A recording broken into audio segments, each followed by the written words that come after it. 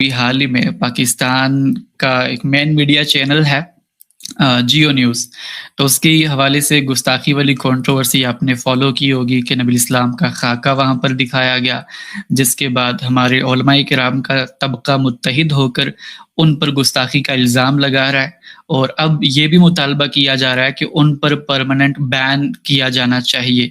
تو میں آپ کا اس پر اصولی طور پر موقف جاننا چاہوں گا کہ آپ اس ایشو پر کیا رائے رکھتے ہیں؟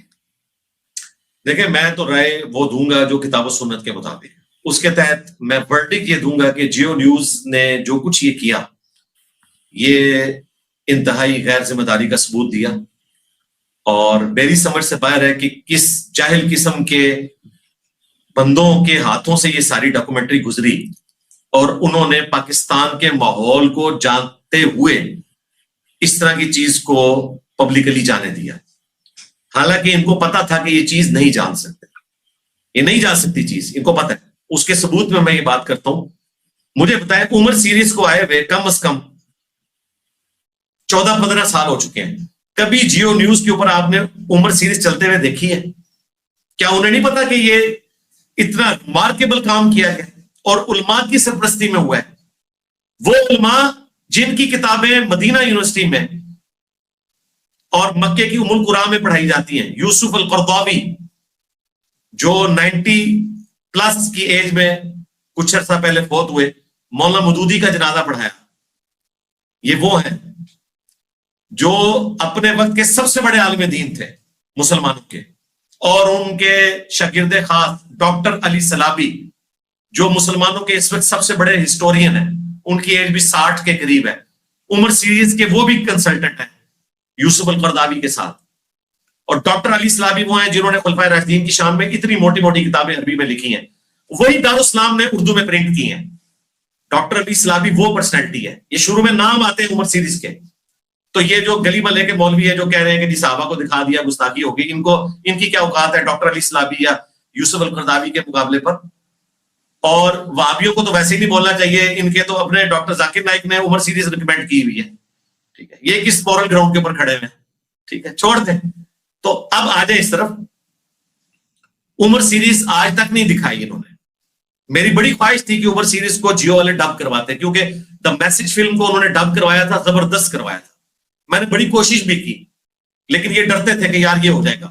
وہ جیو نیوز جو عمر سیریز کو چلانے سے ڈرتا تھا، وہاں کس پاگل آدمی نے ان کو مشورہ دیا تھا کہ نبی علیہ السلام کو اس طریقے سے بیگ سے کر کے ان کی شبیہ کر کے دکھائی دیجئے، چہرہ تو نہیں دکھایا لیکن اس طرح کر کے، جو کہ اس بات سے ڈرتے تھے کہ یہاں ایکٹیویٹی پرفارم ہو سکتی ہے، تو یہ انتہائی غیر ذمہ داری کا ثبوت انہوں نے دیا ہے۔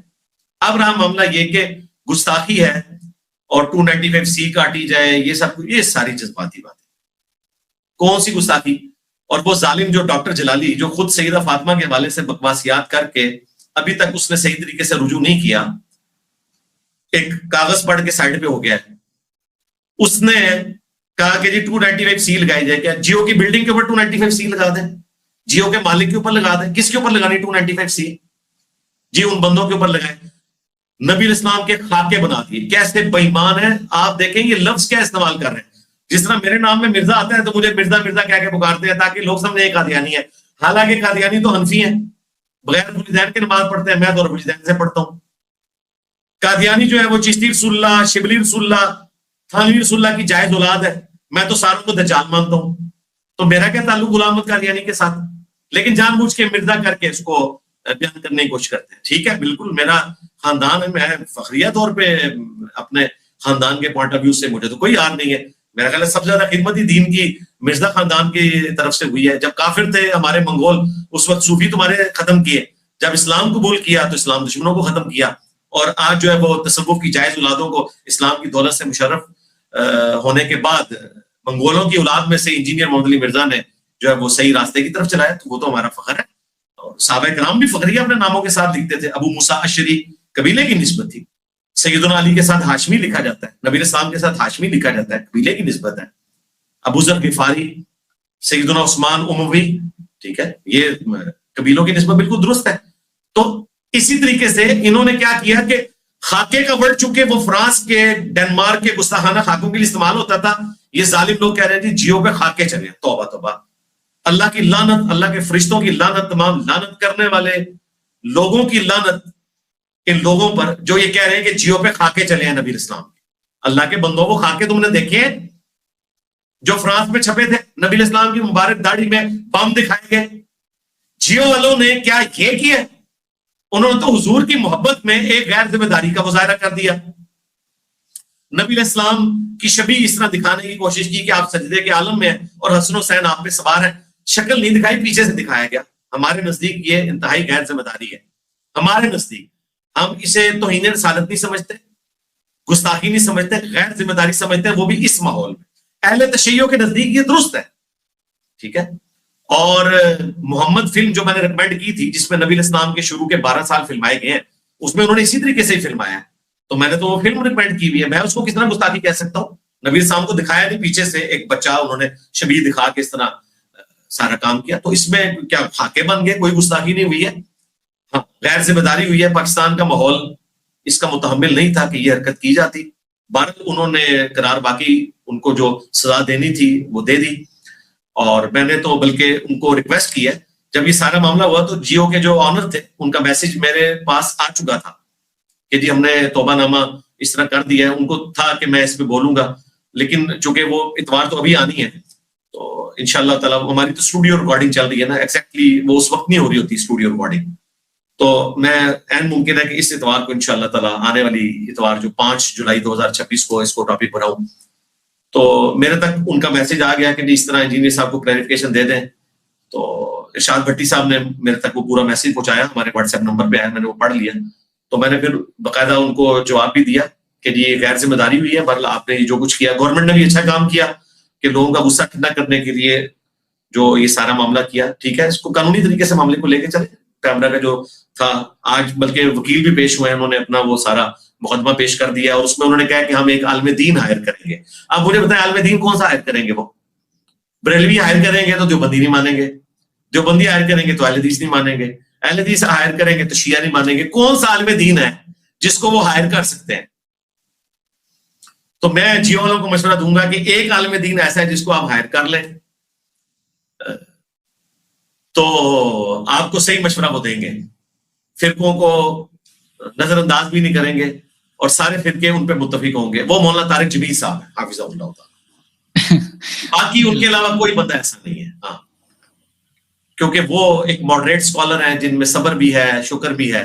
ان کے علاوہ اگر کوئی کریں گے تو وہ کوئی ایکسیپٹنس نہیں ملے گی، کیونکہ فرقے کا ہوگا. شیعہ آئیں گے تو ان کے نزدیک تو یہ ٹھیک ہے، درست ہے بیک سے ایسے کرنا، بلکہ توہین رسالت نہیں ہے، 295C کا مسئلہ نہیں ہے، ایک غیر ذمہ داری ہے. معذرت کر لی، ان کو سزا مل گئی، کروڑوں کا ان کا نقصان ہو گیا. ظاہر ہے ان کی نشریات پاکستان میں نہیں چل رہی ہیں، یہ تو دبئی کی نشریات ہیں جو یوٹیوب پہ آ رہی ہیں. تو ان کو ان کے حصے کی سزا مل گئی. آپ مستقبل میں انشاءاللہ وہ احتیاط کریں گے.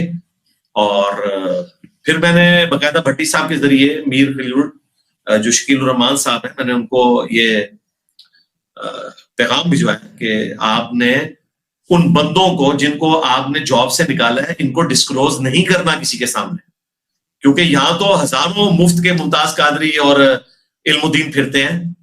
ٹھیک ہے، جن کو نماز بھی نہیں آتی، ان کو دعائے قنوت بھی نہیں آتی ہے، لیکن وہ یہ کام کرنے کے لیے تیار بیٹھے ہوئے ہیں. تو آپ نے ان کو اس طریقے سے نہیں کرنا. میرے نزدیک تو جاب سے بھی فارغ کرنا نہیں بنتا تھا.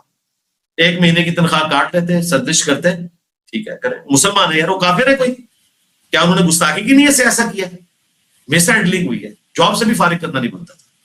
میں تو اس کو بھی یعنی درست نہیں سمجھتا کہ ان کو جاب سے بھی نکالا جاتا. ٹھیک ہے، غلطی ہوئی ہے. ہاں، کیمرے پہ لا کے معافی نہ منگوائی جائے، اپنے اینڈ پہ سارا کچھ کیا جائے، کیونکہ یہاں تو لوگ تیار بیٹھے ہوئے ہیں. بہرحال اس کو 295C کی کیٹیگری میں فال کروانا، تو میں اسی جلالی سے پوچھوں گا کہ تیرے اعلیٰ حضرت پہ 295C نہیں لگنی چاہیے، اور تیرے اوپر تم لوگ آج تک فتاوی رضویہ پرنٹ کر رہے ہو جس میں اس نے مانا ہے کہ بایزید کے منہ سے اللہ بولتا تھا اور بایزید یہ بکواس کرتا تھا، ٹھیک ہے، کہ میرا جھنڈا محمد کے جھنڈے سے بڑا ہوگا. میں یہ تو نہیں کہہ سکتا بایزید فرماتے تھے، کیونکہ وہ تو یہ تو عقیدہ بکواس اور بھونکنا ہی ہو سکتا ہے نا، کہ میرا جھنڈا محمد کے جھنڈے سے بڑا ہوگا قیامت والے دن، اور محمد اور تمام انبیاء میرے جھنڈے کے نیچے ہوں گے. تیرا بایزید تو 2 جھنڈے مانتا ہے، کیونکہ اللہ کا جھنڈا تو محمد صلی اللہ علیہ وآلہ وسلم کے ہاتھوں میں ہے. تیرے بازید کے ہاتھوں میں کون سا جھنڈا ہے؟ اور تیرے اعلیٰ حضرت نے فتاوی رضویہ میں لکھا ہے کہ بازید کے منہ سے اللہ بول رہا تھا اللہ کا جھنڈا محمد کے جھنڈے سے بڑا ہوگا, محمد اور تمام نبی جو ہے بازید کے جھنڈے کے نیچے ہوں گے. یہ تو اعلیٰ حضرت لکھ کے گیا. 295C تو اعلیٰ حضرت پہ لگتی ہے, اس کی قبر کے اوپر کتبہ لگنا چاہیے 295C کا.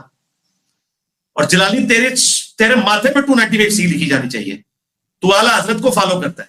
اور جتنے جو فکر اعلیٰ حضرت والے ملے ہیں جو مفتی منیب کے اوپر بول رہے ہیں کہ جی یہ 100% اعلیٰ حضرت کے مطابق نہیں چل رہا, تم لوگ بھی 100% اعلیٰ حضرت کے مطابق نہیں نہ چل رہے.